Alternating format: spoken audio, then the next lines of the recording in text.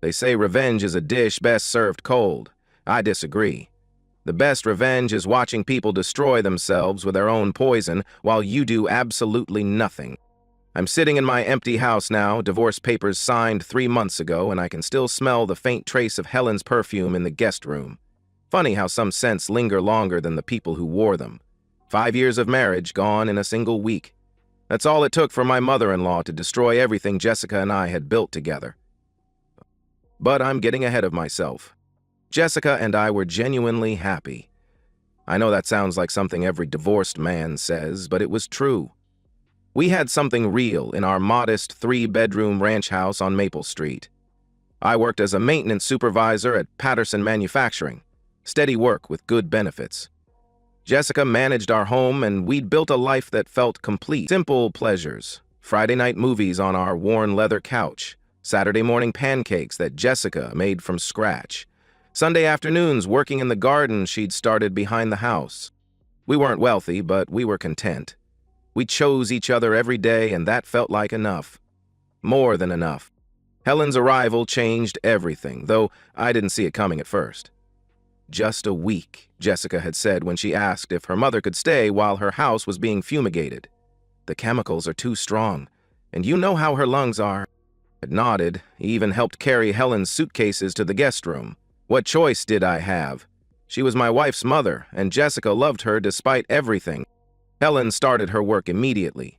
The first night at dinner, she looked around our kitchen with that expression I'd learned to recognize, the one that said she was cataloging our failures. "This is cozy," she said, her voice carrying that particular tone that made compliments sound like criticisms. "Very simple." Jessica's smile faltered slightly. "We like it. It's perfect for us." "Of course, dear." Helen's fingers traced the edge of our wooden table, the one Jessica had found at a garage sale and refinished herself. "I just remember when Sarah Morrison bought that gorgeous colonial in Riverside. 5 bedrooms, 3 full baths. Her husband really knows how to provide." I watched Jessica's face change, saw the seed of doubt being planted. Sarah Morrison had been Jessica's high school friend, someone she rarely mentioned anymore. "Tom provides perfectly well," Jessica said, but her voice lacked conviction. Helen smiled that smile, the one that never reached her eyes. "Of course he does, sweetheart. You've always been good at making the best of things." The conversation moved on, but the damage was done. I could see it in Jessica's eyes as she looked around our kitchen with fresh dissatisfaction. The next morning, I found Helen in the living room, examining our bookshelf with the same clinical interests she'd shown the kitchen. "You know," she said when Jessica joined us, "I was talking to Linda yesterday. Her daughter just got back from Paris. Second honeymoon? Can you imagine? 25 years married, and her husband still treats her like a queen." Jessica poured her coffee without responding, but I saw her shoulders tense. "I told her about you two, of course. How sweet it is that you're so settled. Some women are just naturally homebodies, I suppose." "There's nothing wrong with being a homebody," I said, unable to keep quiet any longer. Helen's eyes fixed on me with barely concealed contempt. "Of course not. It's just that Jessica was always so ambitious in high school, remember, honey? You were going to see the world, do something important with your life." "I am doing something important," Jessica said quietly. "I'm building a life with my husband." "Yes, dear, and you're very good at it." Helen's tone suggested this was somehow tragic. "I just wonder sometimes if you ever think about what might have been. You're still so young and beautiful. Don't you ever wonder what else is out there?" I tried to counter Helen's poison throughout that week. When she criticized our furniture, I reminded Jessica how proud she'd been when we'd saved enough to buy our first real dining set. When Helen made pointed comments about our vacation to Lake George, I talked about how much fun we'd had hiking and fishing together. But every attempt made me look defensive, made me sound like I was trying to convince Jessica to be happy with less. Helen was too skilled for direct confrontation. She wrapped her manipulation in motherly concern, made her poison sound like wisdom. "I just want you to reach your full potential," she'd say, stroking Jessica's hair. "You're settling for less than you deserve, and it breaks my heart." I watched my wife changing day by day. She started looking at our house with different eyes, seeing flaws where she'd once seen charm. She grew distant during our evening conversations, distracted when we watched our Friday night movies. By the end of the week, Helen had escalated her campaign. She suggested Jessica join a gym, get her hair done at a better salon, start going out with some of her old friends again. "You're still young and beautiful," she told Jessica over breakfast on her last day. "Don't let this be your whole life. You deserve so much more." The words hung in the air like a curse. I realized then that Helen wasn't just trying to make Jessica dissatisfied with our life. She was actively pushing her toward infidelity. She was grooming my wife for betrayal, and Jessica was too blind to see it. That night, after Helen had gone home, I lay awake listening to Jessica's breathing and understanding with crystal clarity that my mother-in-law had declared war on my marriage. She'd planted seeds of discontent that would grow into something that would destroy everything I'd built. The old me would have confronted Jessica directly, would have tried to talk through her newfound dissatisfaction. But something had changed in me during that week of watching Helen's systematic destruction of my wife's happiness. I was starting to think strategically, and I realized that if Helen wanted to play games, I needed to understand the rules. The poison had taken root, and I was going to have to decide whether to fight it or let it grow until it consumed everything Helen held dear. Jessica's transformation began immediately after Helen left. Within days, she'd joined FitLife, an upscale gym across town that cost 3 times what our old gym membership had been. I said nothing when she announced it, just nodded and asked if she needed help with the paperwork. "Mom's treating me," she said, not meeting my eyes. "She thinks I deserve to take better care of myself." Helen's money, Helen's influence, Helen's poison. I watched my wife of 5 years start to become someone I didn't recognize. The expensive haircuts came next. Jessica's beautiful brown hair styled into something edgy and attention-grabbing. Then the clothes, form-fitting workout gear that she wore even when she wasn't exercising, dresses that clung to her body in ways that invited stares. "You look beautiful," I told her one evening when she emerged from the bedroom in a black dress I'd never seen before. "Thanks," she said, but her tone was flat, distracted. She was checking her phone, always checking her phone now. The emotional distance grew wider each day. Jessica would come home from her workouts, glowing with endorphins and excitement, but that energy never extended to our conversations. She'd shower, change clothes, and retreat to her phone or laptop. Our evening talks became stilted, our weekend routines abandoned. "How was the gym?" I'd ask. "Fine. Good. The trainer says I'm making real progress." "That's great. Maybe I could come with you sometime, see what it's about." "It's not really your kind of place, Tom. Very focused, serious people." The subtext was clear. I wasn't serious enough, focused enough, good enough for her new world. I started paying attention to details I'd never noticed before. Jessica's phone, which used to sit casually on the kitchen counter, now went everywhere with her. She'd angle it away from me when texting, delete messages immediately after reading them. She started working out longer, coming home later, always with elaborate explanations about new classes or equipment orientation. The lies were clumsy at first, but they got smoother as she got more practice. I'd call the gym during hours she claimed to be there, only to be told she'd left 30 minutes earlier. She'd mention conversations with trainers who didn't exist, classes that weren't on the schedule. Helen called regularly now, always when I was at work. Jessica would spend long minutes on these calls, her voice animated in ways it never was when she talked to me anymore. When I'd ask about the conversations, Jessica would brush them off as just mom stuff, but I could see the renewed energy these talks gave her. "Your mother seems to be calling a lot lately," I said one evening. "She's just being supportive. She understands what I'm going through." "What you're going through?" Jessica's face hardened. "Growing, changing, becoming who I'm supposed to be." Helen's words, spoken in Jessica's voice. The poison had taken complete hold.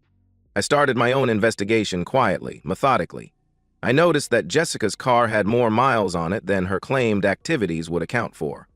I found receipts for restaurants I'd never been to, coffee shops across town from the gym.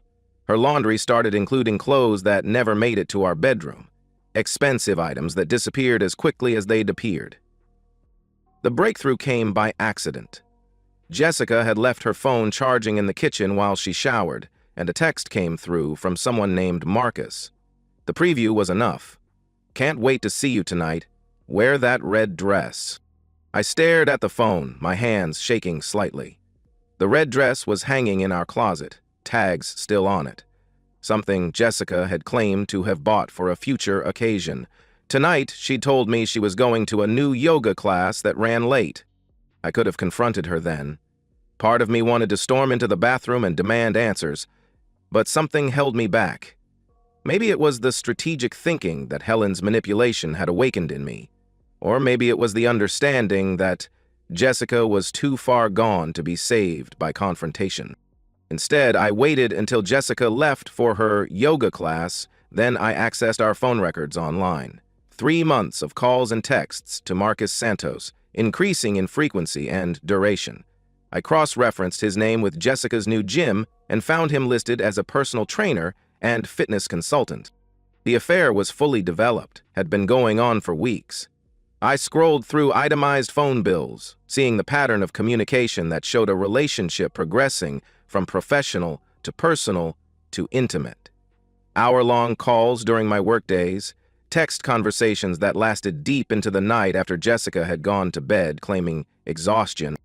I confronted the evidence with a strange sense of calm. The betrayal wasn't surprising. Helen had been orchestrating it from the beginning. What surprised me was how thoroughly Jessica had embraced it, how completely she'd abandoned our marriage for Helen's vision of what her life should be. When Jessica came home that night, glowing and energized in a way she never was after actual exercise, I was waiting in the living room with a beer and a book, the picture of a trusting husband. "How was yoga?" I asked. "Challenging. Really pushed myself tonight." She smiled, and I saw the woman I'd married flickering behind the stranger she'd become. "I think I'm finally getting somewhere." "It's great. I'm proud of you for working so hard." The words felt like ash in my mouth, but I said them anyway. Jessica needed to believe she was getting away with it, needed to feel safe in her deception until I was ready to act. Over the following days, I gathered more evidence. I found text messages when Jessica left her phone unattended. Explicit conversations that revealed not just the physical affair, but her complete emotional betrayal. She talked about me with contempt, called our marriage a mistake, expressed excitement about her new relationship and her plans for the future. The most damaging evidence came from messages between Jessica and Helen. My mother-in-law didn't know the specific details of the affair, but she was actively encouraging Jessica to explore her options and see what else is out there. She told Jessica she had every right to be happy and shouldn't feel guilty about putting herself first. Helen was giving Jessica permission to cheat, framing infidelity as self-empowerment and delayed adolescence. The manipulation was more thorough than I'd imagined. Helen had systematically destroyed Jessica's moral compass and replaced it with selfish justification. I copied everything, documented every lie, every secret meeting, every expression of contempt for our marriage. The evidence was overwhelming, but I wasn't ready to use it yet. I needed Jessica to feel completely secure in her deception, needed her to believe she was in control of the situation. The final piece of evidence came when I found messages between Jessica and Marcus discussing their future together. She was already planning to leave me, already talking about the life she wanted to build with him. The divorce was coming whether I acted or not. The only question was whether I would be the victim or the architect of what happened next. That night, I lay in bed next to my wife, listening to her breathe and knowing that everything we'd built together was already gone. Helen had won, had successfully destroyed our marriage and turned Jessica into someone who could betray everything we'd promised each other. But Helen had made one critical mistake. She'd underestimated me. She thought I was weak, thought I would collapse under the weight of her manipulation. She had no idea that watching her systematic destruction of my marriage had taught me to think strategically, to plan carefully, to strike when victory was certain. The poison had done its work. Now it was time to let it spread to everyone who had helped plant it. I chose a Tuesday night for the confrontation. Jessica had told me she was going to a late fitness class, but I knew she was meeting Marcus at the hotel they'd been using for the past month. The location was perfect. It would give me enough time to prepare everything before she returned. I started by packing her belongings. Not everything, just enough to make the point clear. I folded her clothes carefully, packed her toiletries, gathered the jewelry and personal items she'd accumulated during our marriage. 3 suitcases and 2 boxes.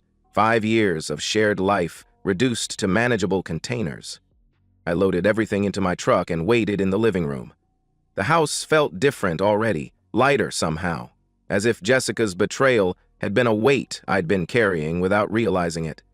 I sat in my chair with a beer and watched the clock, knowing exactly when she would return. Jessica's car pulled into the driveway at 10:47 p.m. I heard her key in the lock, heard her pause in the entryway when she saw me sitting there with her packed belongings beside me. "Tom, what's going on?" I pulled out my phone and showed her the screenshots I'd collected. Text messages between her and Marcus, photos they'd sent each other, conversations about their future plans. Jessica's face went white as she scrolled through the evidence. "I can explain." "No." My voice was calm, controlled. "You can't. There's nothing to explain. You made your choice, and now I'm making mine." I stood up and grabbed the handles of her suitcases. "I'm driving you to your parents' house. You can figure out what comes next from there." Jessica's shock was genuine. She'd been so comfortable in her deception that she'd never considered the possibility of being caught. "Tom, please, can't we talk about this? I never meant for this to happen." I walked past her to the truck, loading her belongings into the bed. "Get in the truck, Jessica. We're done talking." The ride to her parents' house was silent except for Jessica's intermittent attempts to explain, minimize, or shift blame. I ignored all of it, focused on the road ahead and the satisfaction of finally acting decisively after months of watching Helen's manipulation unfold. "This is crazy," Jessica said as we pulled into her parents' driveway. "You're throwing away 5 years of marriage over a mistake. People work through these things." I parked and started unloading her belongings. "Some people do. We're not going to be those people." I carried her suitcases to the front door and rang the bell. Robert answered, looking confused and concerned at the sight of his daughter's belongings on his doorstep. "Tom, what's going on?" "Ask Jessica," I said, handing him the last box. "She'll explain everything." I walked back to my truck without looking back, leaving Jessica on her parents' doorstep with her suitcases and the consequences of her choices. The drive home was the most peaceful I'd felt in months.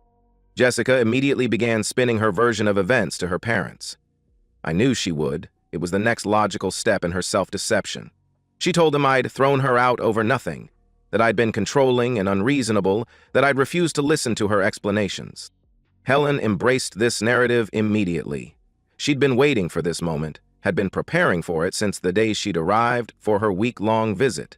This was validation of everything she'd said about me, proof that she'd been right all along. "I told you he wasn't good enough for you," she said, holding Jessica while she cried. "I knew this day would come. He was never worthy of you, sweetheart." Robert's protective instincts were triggered by what he believed was his daughter's mistreatment.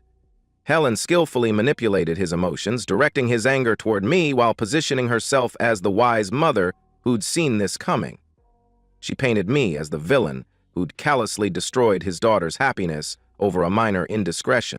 "Someone needs to talk sense into that boy," Robert said, his voice tight with anger. "He can't just throw away a marriage like this. Jessica made a mistake, but marriage is about forgiveness." I knew Robert would come. He was a good man, a loving father who would do anything to protect his daughter. Helen would make sure of that, would fan his anger until he had no choice but to act. 2 days later, I was waiting in my kitchen when Robert's truck pulled into my driveway. I watched him walk to my door, his shoulders set with determination, his face hard with righteous anger.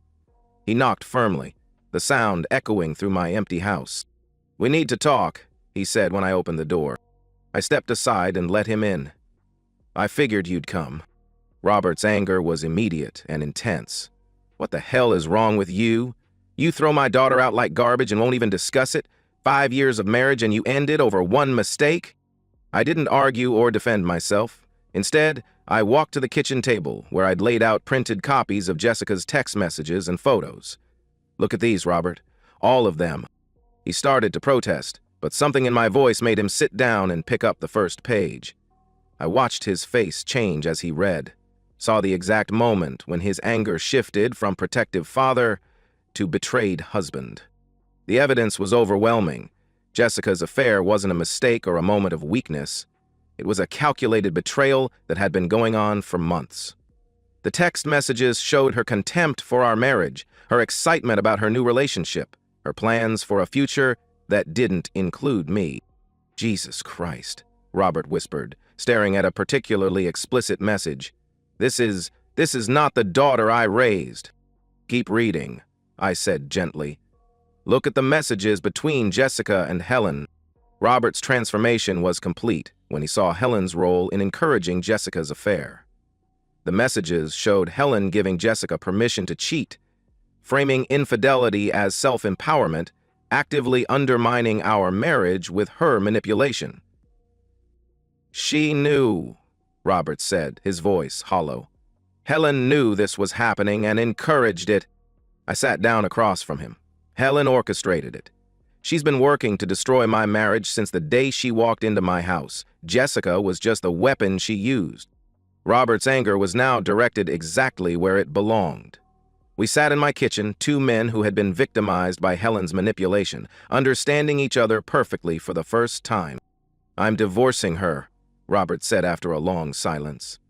"I can't stay married to someone who would do this to our family." I nodded. "I figured you would. Helen won't stop until she's destroyed everything good in your life. She's been doing it for years, hasn't she?" Robert's laugh was bitter. 23 years of marriage, and I'm just now seeing it clearly. Every relationship she's interfered with, every friend she's driven away, every moment of happiness she's poisoned. She's been systematically destroying our family, and I've been too blind to see it. We talked for another hour, sharing stories of Helen's manipulation, understanding the pattern of her behavior.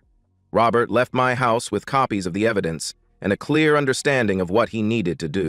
The confrontation at Robert's house was explosive. Helen tried every manipulation technique she'd perfected over the years, but Robert had finally seen through her poison. He presented the evidence of her role in Jessica's affair, her systematic destruction of our marriage, her betrayal of everything their family was supposed to represent. Helen's denials were frantic and desperate. She tried to minimize her role, to redirect blame, to make herself the victim of circumstances beyond her control. But Robert had reached the same place I had. Complete clarity about who Helen really was and what she'd done to our lives. Jessica found herself caught in the middle of her parents' divorce, finally understanding that her mother's advice had cost her everything. Her attempts to contact me were ignored, her messages deleted unread. Marcus had lost interest once she was no longer the exciting married woman seeking escape from her mundane life. Within a week, Helen had lost her husband, her home, her influence over Jessica, and her standing in the community. The poison she'd spread so carefully had finally reached its intended target, herself. I watched the destruction from the peaceful sanctuary of my empty house, feeling no satisfaction in Helen's suffering, only relief that her influence was finally gone from my life. The counterattack had worked exactly as I'd planned, requiring no violence, no illegal activity, no compromise of my values. I'd simply revealed the truth and let people make their own choices about how to respond. Robert arrived at my house 3 days after I'd given him the evidence, but this time he wasn't angry. He was devastated. The man who'd walked into my kitchen ready for a fight had been replaced by someone who looked aged by decades of suppressed realization. "I confronted her," he said, sitting heavily in my kitchen chair. "Showed her everything. You should have seen her face when she realized I knew the truth." I poured him a cup of coffee and sat down across from him. "What did she say?" "Everything you'd expect. Denial, then minimization, then blame. She tried to convince me that she was just being a supportive mother, that Jessica's affair was none of her business." Robert's laugh was hollow. 23 years of marriage, and she looked me in the eye and lied like it was nothing. The conversation that followed was one of the most honest I'd ever had with another person. Robert revealed the years of manipulation he'd endured, the subtle ways Helen had undermined every relationship in their family, the pattern of destruction she'd left in her wake. She drove away Jessica's first serious boyfriend in high school, he said, convinced Jessica he was holding her back from her potential.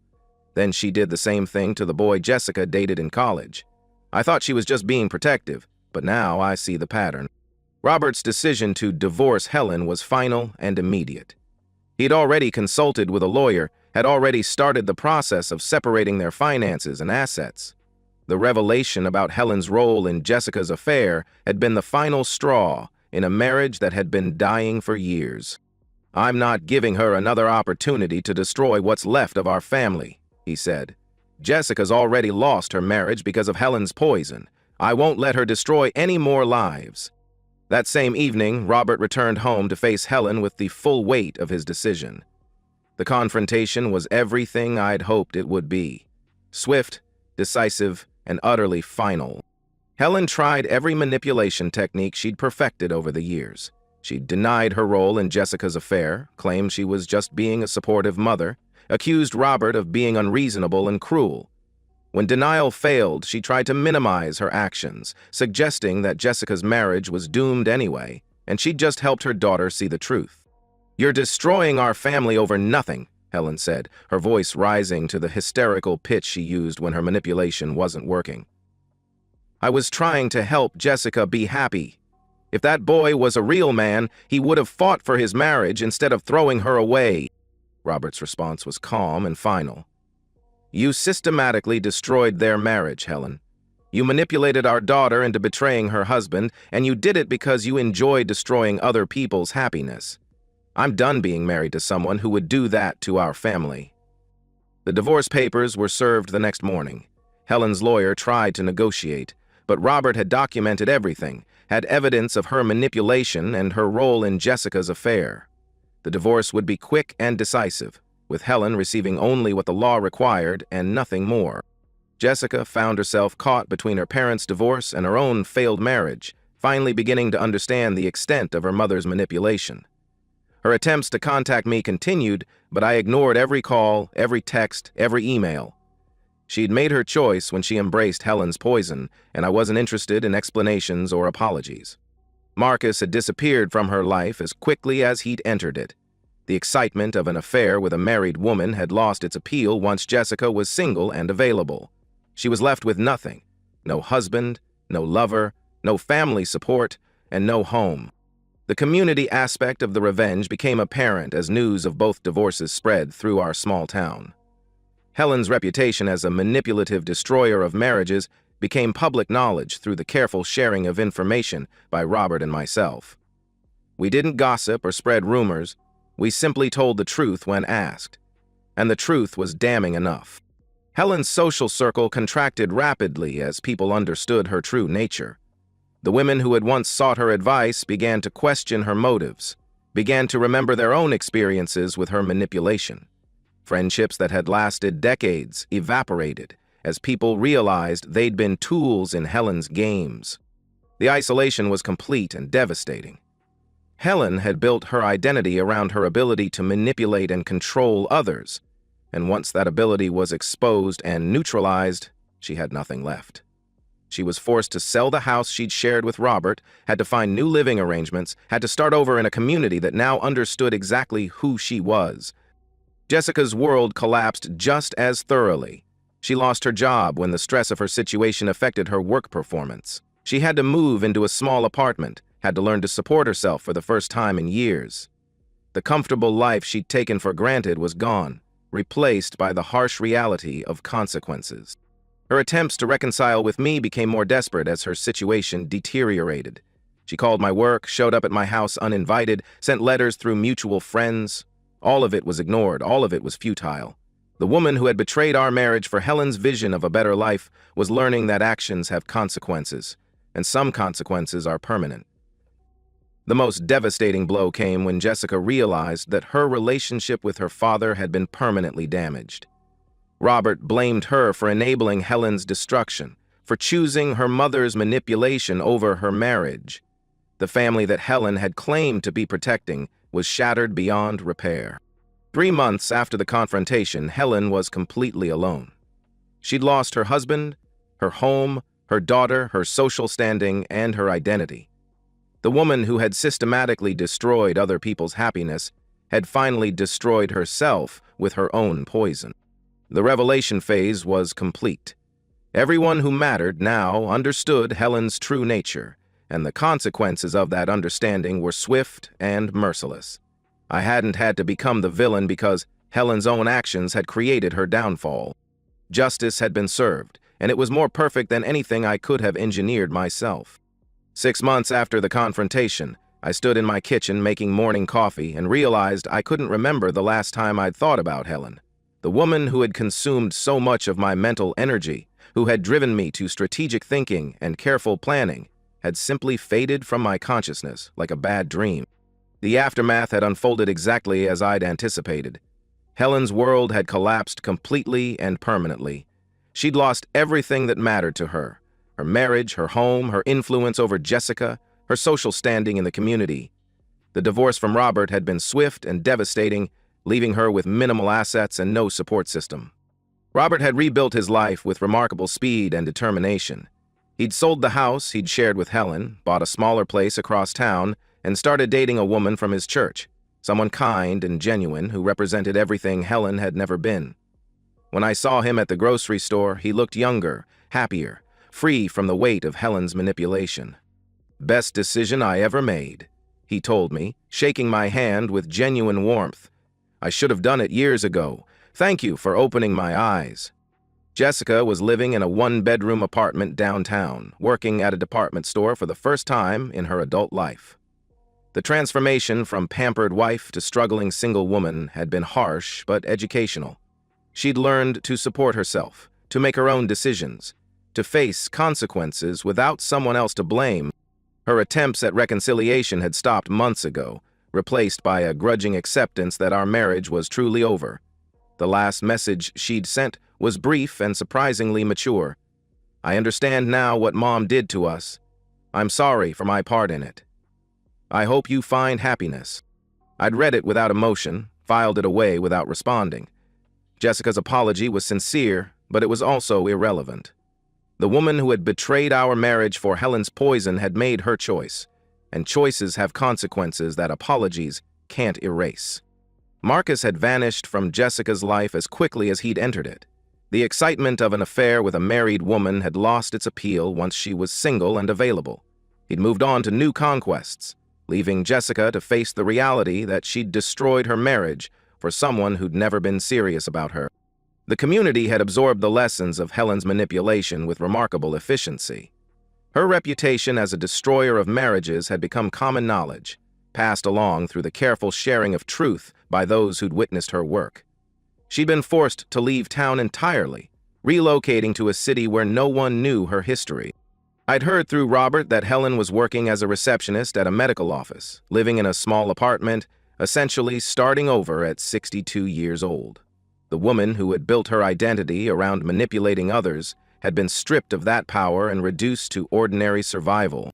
The poetic justice was perfect because it required no ongoing effort from me. Helen had created the very situation that destroyed her life. Her manipulation had been so thorough, so systematic, that once it was exposed, the consequences were inevitable and permanent. My own transformation had been just as complete, though in the opposite direction. I'd emerged from the experience stronger, wiser, and more at peace than I'd been in years. The strategic thinking that Helen's manipulation had awakened in me had become a permanent part of my character, but without the anger that had initially driven it. I was dating again, but with a different approach.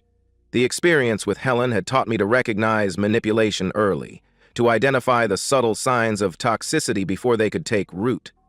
I'd developed strong boundaries and the confidence to enforce them, understanding that protecting my peace wasn't selfish, it was necessary. My relationship with Sarah, a teacher I'd met at the library, was built on mutual respect and shared values. She'd heard about my divorce through mutual friends and had asked me directly about what had happened. I'd told her the truth, simply and honestly, without drama or bitterness. "Some people are just toxic," she'd said after I'd finished the story. "The important thing is that you didn't let their poison change who you are." Sarah was right. I hadn't become bitter or cynical. Hadn't let Helen's manipulation turn me into someone I didn't recognize. I'd learned to be more cautious, more observant, more protective of my peace, but I'd maintained my fundamental decency throughout the entire ordeal. The house on Maple Street had been transformed as well. What had once felt empty and sad now felt peaceful and welcoming. I'd redecorated, had friends over for dinner, had created a space that reflected who I was rather than who I'd been with Jessica. Standing in my kitchen that morning, I reflected on the nature of revenge and justice. The best revenge hadn't been about destruction, it had been about revelation. I'd allowed Helen to reveal her true nature and face the natural consequences of her choices. By refusing to engage in drama or retaliation, I'd maintained my integrity while Helen destroyed herself with her own poison. The wisdom I'd gained was hard-won but valuable. Some people will always try to poison what you've built, but the key isn't fighting them. It's building something so strong that their poison can't touch it.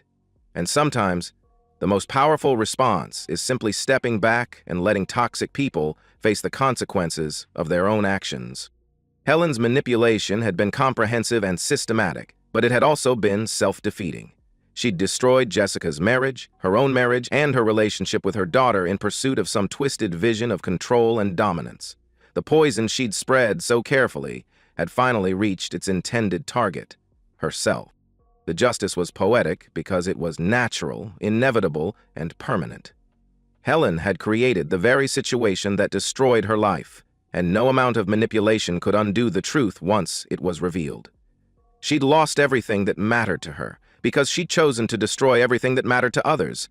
I finished my coffee and prepared for work, feeling grateful for the peace I'd found and the lessons I'd learned.